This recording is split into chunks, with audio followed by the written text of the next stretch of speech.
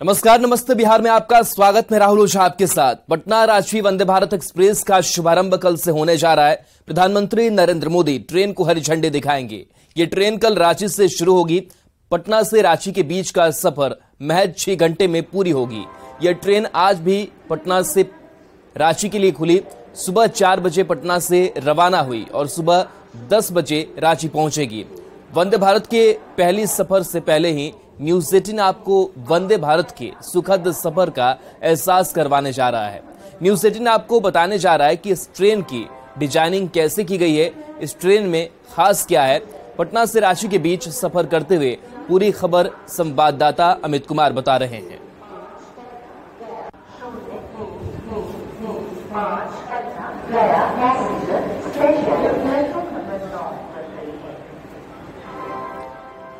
तो ये वंदे भारत एक्सप्रेस की तस्वीर, और इस सफर पर जब आप निकलेंगे तो आपको भी काफी आनंद आएगा। एक अलग एहसास इस सफर का आपको मिलेगा। कई सुविधाओं से लैस यह ट्रेन, और इसकी खासियत जानिए। न्यूज 18 के साथ आप पटना से रांची तक की सफर जो है वो वंदे भारत में कर रहे हैं। तो हम दिखाना चाहेंगे कि ये देखिए, ये इकोनॉमिक क्लास है और इस तरह से इकोनॉमिक क्लास में कुल जो है 76 सीट हैं और 76 जो है वो सीट का इस्तेमाल जो है यात्री करेंगे। और यहाँ हम दिखाना चाहेंगे एक बार फिर से हम तस्वीरों के माध्यम से कि ये देखिए पूरा जो इस ट्रेन की जो इलेक्ट्रॉनिक सॉकेट्स हैं वो यहाँ पे हैं लगे हुए। और इसके अलावा हम बात करें तो ये देखिए यहाँ पे फर्स्ट एड जो है वो भी किट यहाँ पे रखा हुआ है। इसके साथ साथ सीसीटीवी कैमरे जो है वो भी हैं और ये वॉशरूम जो है उसका स्पेस है यहाँ पे। और देखिए पूरे तौर पे जिस भी दरवाजे पे जाएं आप वहाँ पे सीसीटीवी आपको नजर आएगा। और ये जो है वॉशरूम जो है, वॉशरूम की भी तस्वीर हम दिखाते हैं तो देखिए ये वॉशरूम है और यहाँ पे आप बड़े ही साफ सफाई के साथ इस वॉशरूम को जो है वो बनाया गया है। तो और ये जो है एक्जीक्यूटिव क्लास है, तो एक्जीक्यूटिव क्लास जो है इसमें भी यात्री जो है अपनी यात्रा, सुगम यात्रा जो है वह करेंगे। और सबसे बड़ी बात है कि एक्जीक्यूटिव क्लास की जो चेयर है वो मूविंग चेयर है। और इस चेयर को दिखाते हैं, पहले देखिए यहाँ पे मोबाइल चार्जिंग पॉइंट जो है वो दिया हुआ है। साथ ही साथ जो है लाइट्स, वो टच लाइट यहाँ पे दिया हुआ है। तो देखिए ये कैसे, जैसे ही इस लाइट को हम छूते हैं तो सेंसर है ये ऑन हो जाता है और फिर ऑफ हो जाता है। तो जैसे आप कह सकते हैं कि प्लेन में आप सफर करते हैं तो प्लेन में जिस तरह की सुविधाएं दी जाती है वैसी सुविधा जो है वो इस एक्जीक्यूटिव क्लास में और इकोनॉमिक क्लास में भी दी गई है। पटना से रांची की जो सफर हो रही है, ये सफर कितनी सुखमय होगी लोगों के लिए, यात्रियों के लिए, आप कैसा महसूस करते हैं? बहुत ही बेहतर हो गई। और अभी हम लोग जो जा रहे हैं यहाँ पे दूसरी ट्रेनों के बनिस्पत अगर हम वंदे भारत की बात करें तो जो अभी एक्जीक्यूटिव क्लास में भी आए हैं और यहाँ पर जो है जस्ट ऐसे जो फ्लाइट पे मिलता है सुविधा, वही सुविधा यहाँ भी है। हर सीट के पास आपकी चार्जिंग है, मूविंग चेयर है, जो सीट्स हैं वो काफ़ी अच्छे हैं, फूड स्पेस काफ़ी अच्छा है। एक सपना पूरा हुआ है कह सकते हैं कि तो हम लोग जो बाहर की विदेशों की ट्रेनों जो देखते हैं, ट्रेन जो देखते थे और यहाँ पर जो अभी जो वंदे भारत है तो निश्चित तौर पे लग रहा है कि वही एक्जीक्यूटिव क्लास जो है।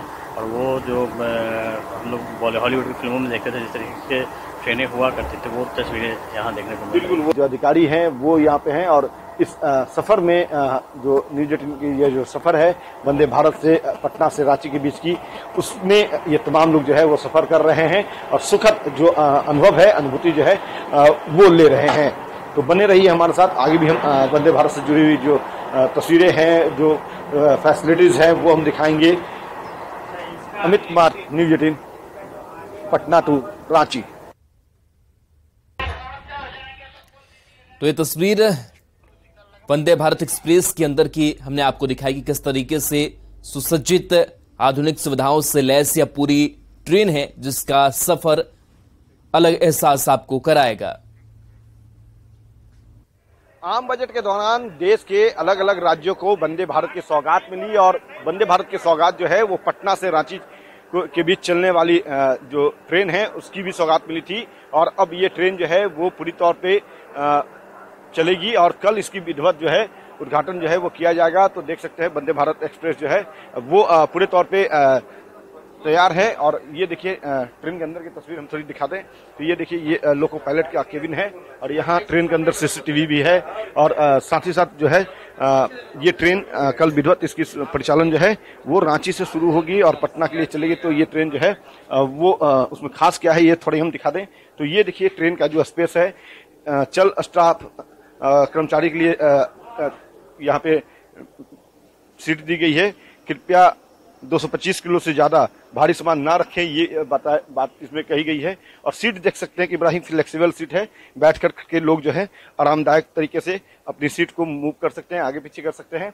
और भारतीय रेल आपका स्वागत करता है। यहाँ देखिए किस तरह से लिखा हुआ है और साथ ही साथ ये डिस्प्ले मशीन भी है कि बताया गया ट्रेन की किस स्टेशन को ट्रेन पहुंचने वाली है। तो यहाँ देखिए ऑटोमेटिक गेट भी लगा हुआ है और ये वॉशरूम है।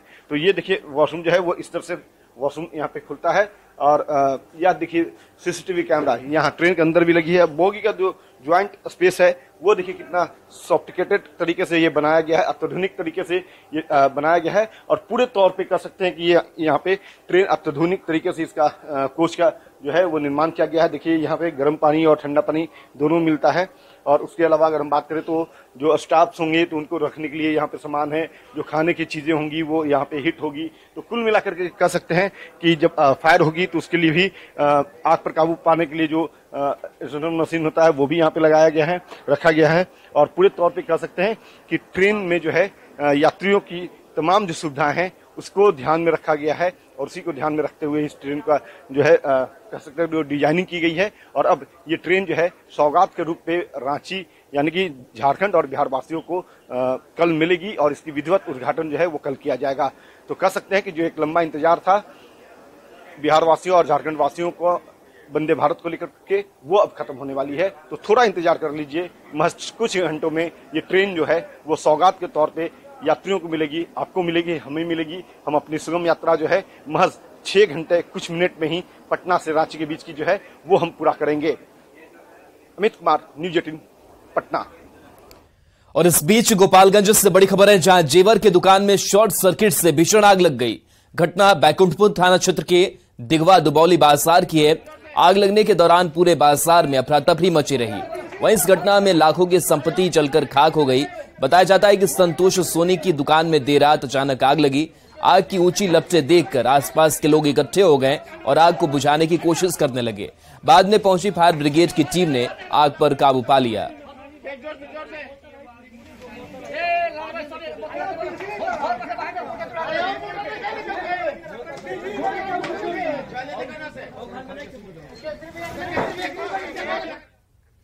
एक और बड़ी खबर सुपौल से है, जहां छातापुर थाना क्षेत्र के माधोपुर वार्ड नंबर 5 में अचानक भीषण आग लग गई, जिसमें 3 घर में रखा सारा सामान जलकर खाक हो गया। आग इतनी भयानक थी कि जब तक लोग कुछ समझ पाते 3 घर को चपेट में ले लिया। आग लगने की सूचना मिलते ही बड़ी संख्या में लोग वहां पहुंचकर आग बुझाने में जुट गए। बाद में पहुंची फायर ब्रिगेड की टीम ने आग बुझाई। लोगों ने बताया कि आग लगने के दौरान गैस सिलेंडर भी ब्लास्ट कर गया था, जिससे अफरा तफरी मच गई थी। कि आग लागल घर में, तब ओतऽ से दरवाजे दाखेलिए तब सही में देखे सबटा जर जर गेलै। एको टोटल सामान ने घर से निकल सब सामान, पलंग रे, टरंग रे, जरा में चावल गहूम रे, ठुसल सब चीज। एक कपड़ा तात ने घर से निकल है। यहाँ पे एक हरिजन का घर था, उनका घर जल के पूरा राख हो गया है और बगल में एक घर था वो उसको ग्रामीणों द्वारा बचा लिया गया है। कितना नुकसान हुआ होगा? नुकसान अप्रोक्स 50,000 से प्लस का नुकसान है। सरसा से बड़ी खबर है, जहां पुलिस के खिलाफ बवाल हुआ है। लोगों ने जमकर हंगामा किया, पुलिस के साथ बदतमीजी की गई। लोगों ने पुलिस वालों को खदेड़ दिया। काशनगर बाजार की यह घटना बताई जा रही है। बताया जा रहा है काशनगर ओपी प्रभारी और काशनगर पंचायत के मुखिया के भाई के बीच बहस हुई थी। दोनों के बीच विवाद इतना बढ़ गया कि बात हंगामे तक आ गई। लोगों ने काशनगर ओपी को घेरा और पुलिस के खिलाफ जमकर नारेबाजी की।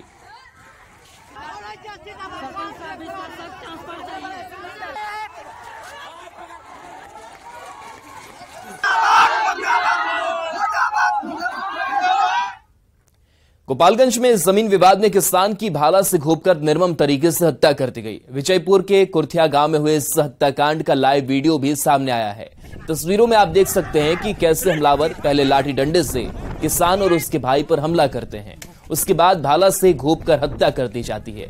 वारदात के बाद मृतक की बाइक को भी क्षतिग्रस्त कर दिया गया। इस हत्याकांड के बाद गांव में तनाव की स्थिति बनी हुई है। मृतक का नाम घनश्याम मिश्र है। पुलिस ने इस मामले में 4 आरोपियों के खिलाफ केस दर्ज किया है, जिसमें 2 की गिरफ्तारी हो चुकी है। मृतक के घर वालों का कहना है कि 14 जून को जान को खतरा बताते हुए थाने में लिखित शिकायत की थी। बावजूद इसके 10 दिन तक पुलिस इस हत्याकांड का इंतजार करती रही। हम अपनी जमीन में बांध भरवा रहे थे। वो दुर्बल यादव, संजय यादव, कन्हैया और बोले कि हमको ऐसा कोई नहीं हुआ जो हमको जगह से दिए हुए और बांध भरवाना। और हमने उस दिन इग्नोर कर दिया।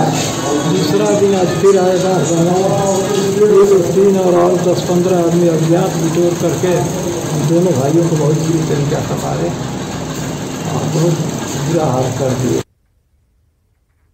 खबर धनबाद से, जहां बैंक मोड़ थाना क्षेत्र के पुराना बाजार स्थित कुर्ती हाउस में अपराधियों ने बमबाजी की घटना को अंजाम दिया। बम विस्फोट से दुकान और आसपास के इलाके में हड़कंप मचा रहा। बमबाजी के वक्त दुकान में कई महिला ग्राहक भी मौजूद थी। पूरी घटना सीसीटीवी में कैद हो गई। बता दें कि कुर्ती हाउस के मालिक सोहराब अली चैम्बर के पदाधिकारी भी हैं। पुलिस को मामले की जानकारी दी गई, जिसके बाद जांच के लिए पुलिस मौके पर पहुंची। साथ ही अपराधियों का सुराग लगाने के लिए सीसीटीवी फुटेज भी खंगाल रही है। जिन लोगों ने चलाया है उनको पूरा इस बात का इल्म था कि मैं दुकान पे ही मिलूंगा, क्योंकि वो दुकान की तरफ झांका भी नहीं है, बस बम पटका है। और हमारे दुकान में लेडीज कस्टमर थी। हमारा दुकान लेडीज गारमेंट्स का है। तो दुकान नहीं आपको टारगेट किया गया? बिल्कुल मुझे टारगेट किया गया। क्या चुनावी रंजिश का ये नतीजा हो सकता है, लेकिन डराने का प्रयास किया गया। कौन लोग हैं ऐसे सीसीटीवी में? ये तो सीसीटीवी में सब कुछ है। ये चुनाव का जश्न था या प्रतिशोध था। सरसा से खबर है, जहां काशनगर बाजार में हंगामा देखने को मिला। पुलिस के खिलाफ लोगों ने प्रदर्शन किया। पुलिस पर लोगों ने दुर्व्यवहार का आरोप लगाया है। लोगों ने पुलिस को खदेड़ दिया। तो काशनगर बाजार में हंगामा देखने को मिला है। बताया जा रहा है कि पुलिस पर दुर्व्यवहार का लोगों ने आरोप लगाया। पुलिस के खिलाफ प्रदर्शन किया गया। लोगों ने पुलिस को इस दौरान खदेड़ दिया।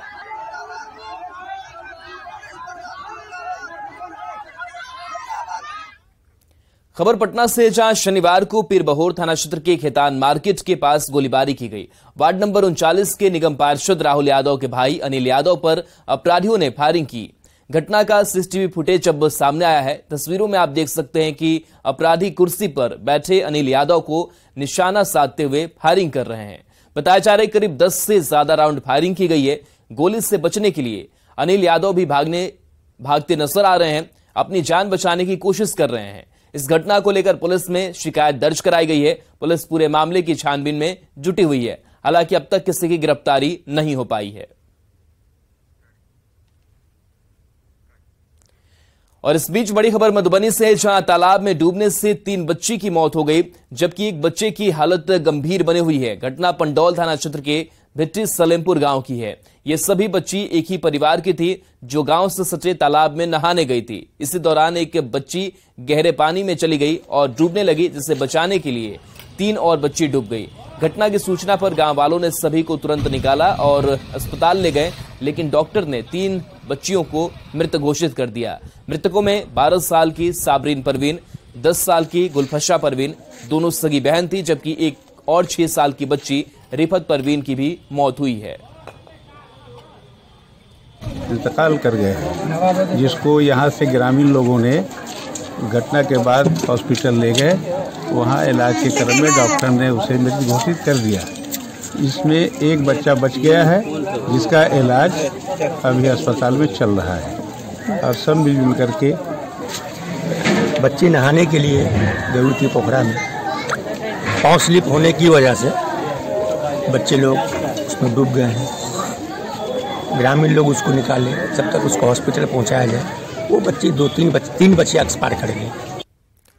किशनगंज में मेची नदी पर बन रहे पुल का एक पिलर धंसने के मामले में एनएचएआई ने लापरवाही माना है और पुल निर्माण के काम में जुटे 4 अधिकारियों को तत्काल प्रभाव से निलंबित कर दिया है।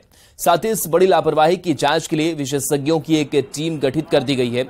नेशनल हाईवे 327C के रास्ते में मेची नदी पर बन रहे इस पुल का करीब 70% काम पूरा हो चुका है। जीआर इंफ्रा कंस्ट्रक्शन कंपनी को इस पुल को बनाने का जिम्मा दिया गया है। पुल के का एक पिलर धंसने के बाद NHAI के क्षेत्रीय प्रबंधक ने कहा कि कहीं ना कहीं तो चूक हुई है, जिसकी वजह से पुल के बनते वक्त इसका एक पिलर धंस गया है। अब जांच टीम की रिपोर्ट के आधार पर आगे की कार्रवाई की जाएगी। ये नया पुल था, अभी बन ही रहा था, अंडर कंस्ट्रक्शन हो रहा, तो NHAI भी वरीड है कि कहीं पे लैप्सेस तो जरूर हुए हैं, तो उसको हम लोग इन्वेस्टिगेट करा रहे हैं। हमने एक्सपर्ट की टीम बुला भी ली है। आज लोग पहुंच भी गए होंगे साइट पे, पहुंचने वाले थे, दिल्ली से चले थे, तो वो लोग एक्सपर्ट की टीम आ रही है, तो डिटेल जो इसमें फाइंडिंग आएगा वो फिर। किशनगंज में पुल का पाया धंसने के मामले में दिल्ली से आई जांच टीम मामले की जांच में जुटी हुई है। वहीं डीएम ने आज पुल का जायजा लिया और पूरे मामले की जानकारी ली। डीएम ने बताया कि NHAI पूरे मामले को देख रही है। 4 पियर अफेक्ट हुआ है, 4 पाया अफेक्ट हुआ है। सेंटर में कोई सिंकिंग हुई है, लेकिन ऐसा फील होता है फिजिकली देखने से कि फॉल्ट सेटलमेंट हुआ है। तो इनकी एक्सपर्ट टीम आ रही है, NHAI की एक्सपर्ट टीम शायद आज ही आने वाली है, तो लोग देखेंगे। CRRI दिल्ली से भी टीम आ रही है, तो लोग एक्चुअल बता पाएंगे कि ऐसा क्यों हुआ, इसका क्या सॉल्यूशन है। एक तरफ जहां बिहार में गर्मी का कहर देखा जा रहा है, वहीं दूसरी तरफ अब बाढ़ का खतरा भी मंडराने लगा है। बागमती नदी का जलस्तर अचानक काफी बढ़ गया है। बागमती के जलस्तर बढ़ने से मुजफ्फरपुर के कटरा में पीपा पुल क्षतिग्रस्त हो गया, जिससे कटरा प्रखंड मुख्यालय का करीब 16 पंचायत और औराई के कई पंचायत से संपर्क टूट गया है। स्थानीय लोग किसी तरह पीपा पुल का मरम्मत करके उस पर पैदल चल रहे हैं। बाइक सवार जान जोखिम में डालकर नदी पार कर रहे हैं। गांव के लोग बताते हैं कि करीब 25 साल से पुल की मांग कर रहे हैं, लेकिन पुल नहीं बना। हम जब से जन्म हमको हुआ है ना, वैसे पहले से ऐसी है। कहाँ तक जाती है ये सड़क? बहुत दूर तक जाता है, यानी यहाँ से सीतामढ़ी जिला का कनेक्शन है, दरभंगा जिला का कनेक्शन है। मुजफ्फरपुर जिला के कितने पंचायत का? कटरा प्रखंड का 16 पंचायत इधर पड़ता है। 16 पंचायत पार से पीपा पुल के सहारे ही जिंदगी चल रही है। यही चलिए रहा है। ये टूटा तो अब कैसे चलेगी? देखिए रहे हैं कैसे जा रहा है, जान जोखिम में डाल के भी चला जाएगा। कितने वर्षों से ये समस्या है यहाँ? 25 वर्षों से अब तक कोई पुल निर्माण न चाहिए बनने से हो न भेले, जैसे वो भी कंप्लीट कई बेरी मैंने अथी बन गेले के 3 बजे से रात के 3 बजे टूट गया पुल। टूटा नहीं है, पानी बढ़ गया, उसके कारण रास्ता अवरुद्ध हो गया है। उसको फिर अभी मरम्मत आप लोग कर रहे थे, बना रहे थे? मरम्मत करके उसको चालू कर दिए हैं, आवागमन चालू हो गया हुआ है। तो ऐसे पानी और बढ़ेगा तो फिर आवागमन बंद हो जाएगा। आवागमन बंद हो जाएगा, नाव का वो समस्या पड़ेगा। ऐसे ये हर साल ऐसी स्थिति हो जाती है? हर साल ऐसी ही स्थिति रहता है। वाल्मीकि टाइगर रिजर्व में जंगल सफारी घूमने वाले पर्यटकों को अब लंबे समय तक इंतजार करना पड़ेगा। दरअसल मानसून को लेकर 26 जून से 26 सितंबर तक जंगल सफारी के साथ ही नौका विहार भी बंद कर दिया गया है। वाल्मीकि टाइगर रिजर्व से जुड़े सभी क्षेत्रों में पर्यटकों के ठहरने की व्यवस्था जारी रहेगी और बुकिंग के बाद पर्यटक कमरे को आरक्षित करा सकेंगे। वाल्मीकि टाइगर रिजर्व में विदेशी सैलानी भी खूब पहुंच रहे हैं। चालू वित्तीय वर्ष में करीब 65,000 विदेशी सैलानियों ने रुख किया।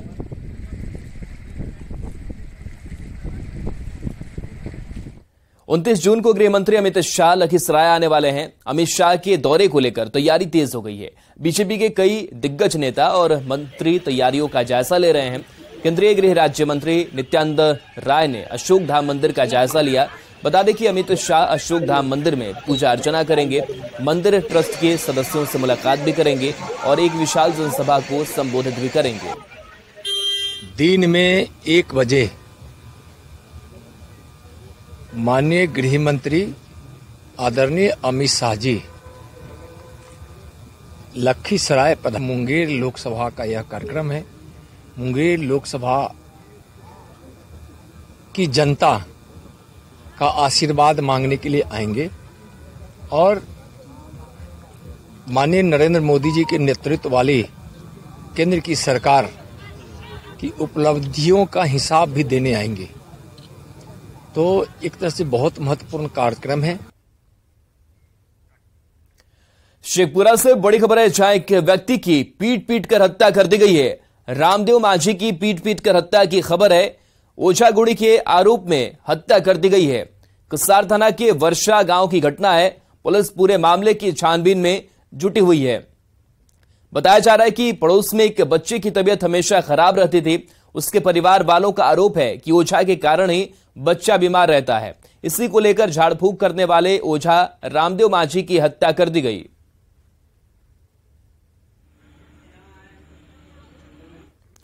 लखीसराय पुलिस को बड़ी कामयाबी मिली है। एएसपी अभियान मोतीलाल के नेतृत्व में एसएसबी, एसटीएफ और जिला पुलिस बल द्वारा चलाए गए सर्च ऑपरेशन के दौरान हार्डकोर नक्सली योगेंद्र कोड़ा को पीरी बाजार थाना क्षेत्र के लठिया कोड़ासी से गिरफ्तार किया गया है। गिरफ्तार हार्डकोर नक्सली पर दोहरे हत्याकांड, पुलिस मुठभेड़ सहित 3 मामले दर्ज हैं। गिरफ्तार नक्सली एरिया कमांडर अरविंद यादव, रावण कोरा और सुरेश कोड़ा का सहयोगी बताया जा रहा है।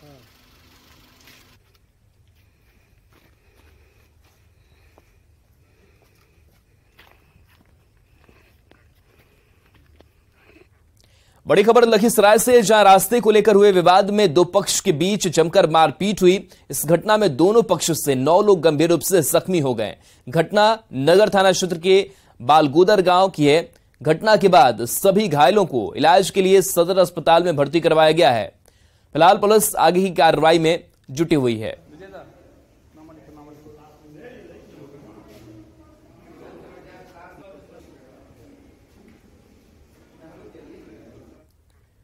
पटना में न्यूज 18 की खबर का बड़ा असर हुआ है। पटना आरा के बीच सोन नदी पर बने कोइलवर पुल की खराब हालत को देखते हुए एक नया पुल बनेगा, जिसके लिए इस साल के अंत तक पुल सर्वे का काम पूरा हो जाएगा।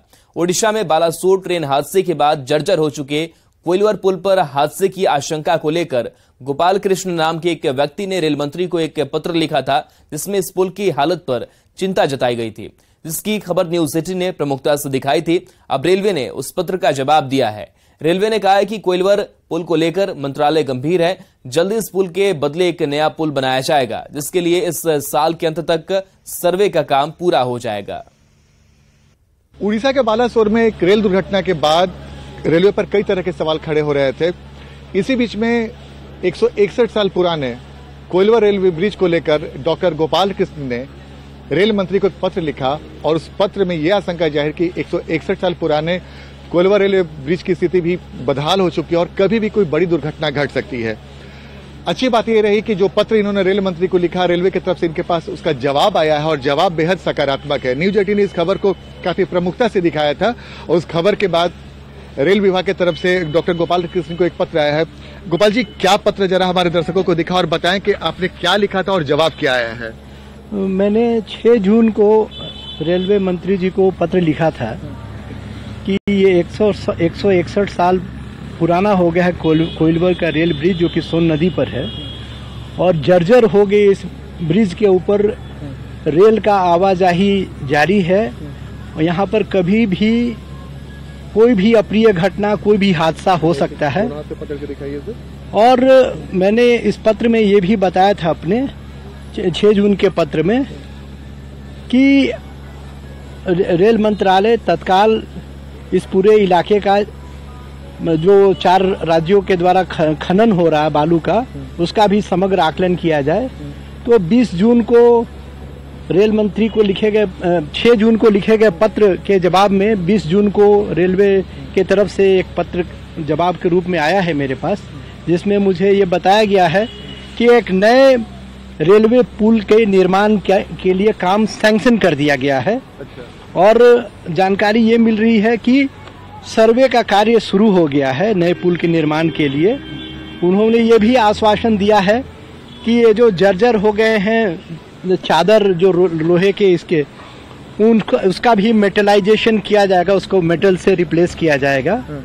तो इस प्रकार से ये सकारात्मक जवाब है और त्वरित कार्रवाई करते हुए रेलवे मंत्रालय दिखाई पड़ रही है। न्यूज 18 ने इस खबर को आज से कुछ दिन पहले बहुत प्रमुखता से दिखाया था और उसका एक सकारात्मक पहलू ये हुआ, खबर के असर के तौर पर हम देखेंगे कि जब रेल विभाग की तरफ से इनके पास एक पत्र आया और जिसमें तमाम बातें बताई गई हैं, तो जाहिर सी बात है हमें भी उम्मीद है कि जल्द से जल्द एक और रेलवे ब्रिज का निर्माण हो, ताकि जो दुर्घटना की संभावनाएं बनी हुई रहती हैं वो संभावनाएं खत्म हो जाएं और रेल से सफर करने वाले यात्री सुरक्षित अपने घर की ओर जाएं।